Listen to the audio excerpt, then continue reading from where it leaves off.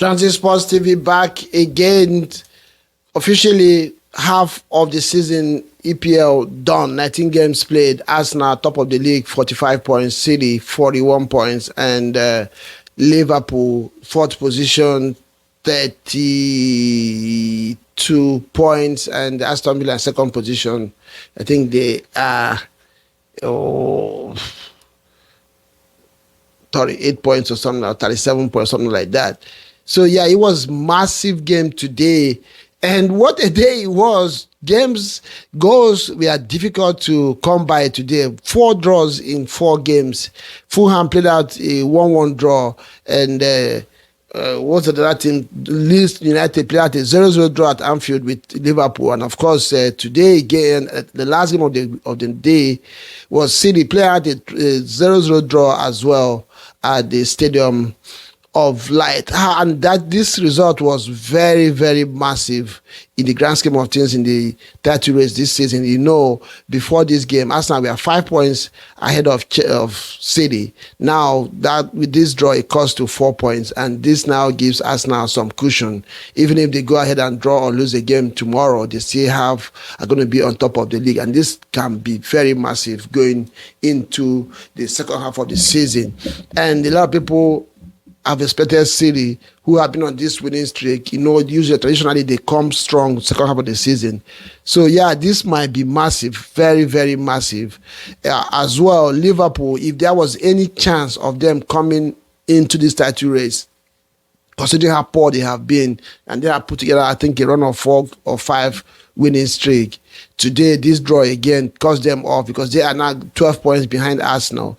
That means that they have to win 4 games and Arsenal lose 4 in a row for them to come back into this one. So, yeah, I believe that personally that Liverpool are now out of the title race. Is now between Arsenal, Manchester City, and maybe Villa. You never know, because they say in football things change very quickly. But I'm going to focus on the City-Sunderland game today, because obviously, if you're an Arsenal fan and you didn't watch that match, probably they might have to check the authenticity of your fanship to Arsenal, because everything was hanging on it today. City have been breathing down Arsenal neck on the table, so they needed this. Arsenal needed this result today even more than Sunderland, and I'm sure both the players and the fans all around the globe were glued to their TV as this match was going, especially in the last 15 minutes of that game.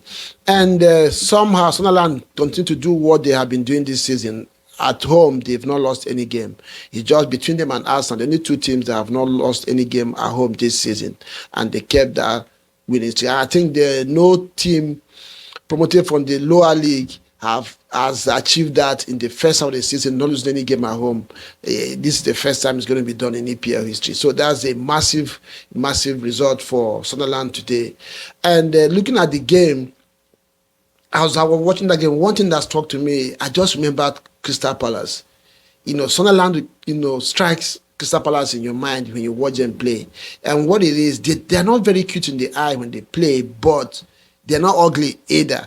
At the same time, they don't play low blocks, and they don't just go all guns blazing in attack. They just have a strategic way that they play, making it difficult for you to break them down or to find gaps between the lines to open them up. So you would see it try. They did everything today. Yes, they had a few chances.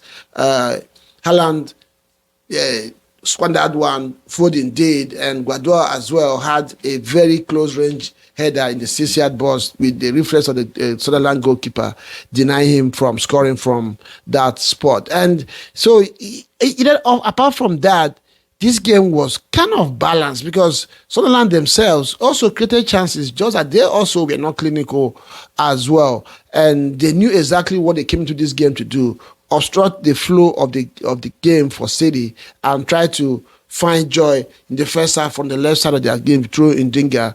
And but of course, you know him, he's going to go past players, but sometimes his final decision is always goes begging. And if he was a little bit more efficient today, probably Sunderland would have scored in this game, maybe won the game eventually. So, but be that as it may, this result is massive in the title race. Like I said, it gives us now some kind of cushion now, knowing that they can now go into games relaxed, knowing that even if they don't win, they're still going to be on top of the table. And with that kind of space, it makes it easy for you to now relax and play your game. The pressure comes down a little bit, and you know that if you can get one over City again, then you pull away. So it's a very good place for Arsenal to be right now because of this result. And I don't know, I'm going to single out Granit Xhaka today. What a player, what a career he's having. You remember what is the first years of his career in Arsenal, where nobody would have thought that he'd become this massive player that he has become. Obviously, had a very fantastic last season or two with Arsenal before he left.